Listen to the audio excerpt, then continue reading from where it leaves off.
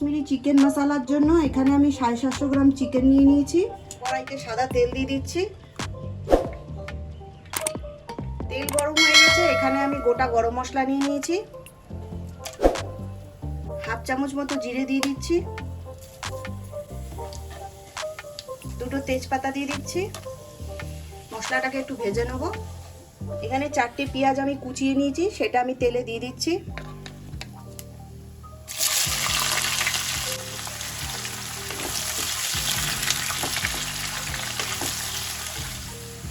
পেঁয়াজটা লাল লাল করে ভাজা হয়ে গেছে।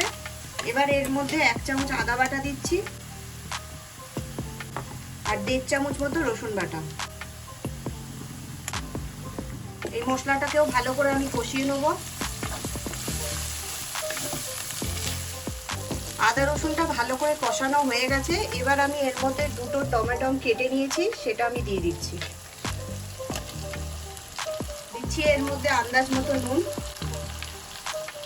দিচ্ছি হাফ চামচ মতো হলুদ গুঁড়ো, হাফ চামচ মতো লঙ্কার গুঁড়ো,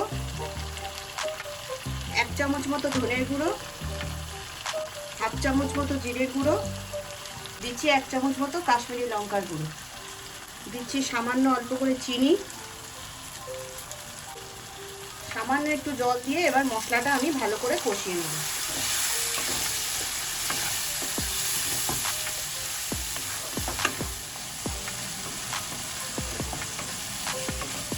মশলাটা কষানো হয়ে গেছে, মশলা থেকে তেল বেরিয়ে এসছে। এবার আমি এর মধ্যে মাংসটা দিয়ে দেবো।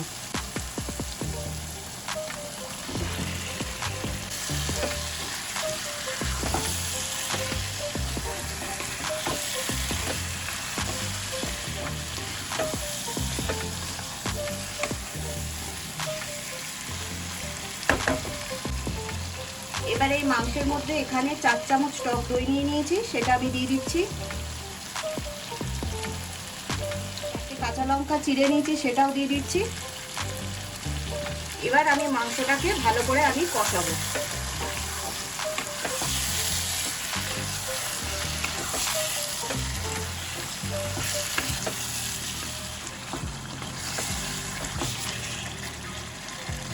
এবার আমি এর মধ্যে এখানে 1 চামচ বিরিয়ানির মশলা আছে, সেটা আমি দিয়ে দিচ্ছি।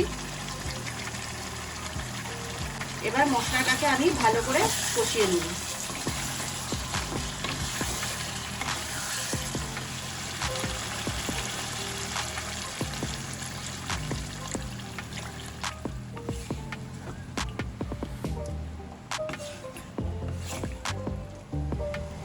এবার মাংসটাকে আমি চাপা দিয়ে 10 থেকে 15 মিনিটের জন্য সিদ্ধ হতে দেবো লো ফ্লেমে। এবার এর মধ্যে 1 চামচ মতো ড্রাই রোস্ট করা কসুরি মেথি দিয়ে দিচ্ছি।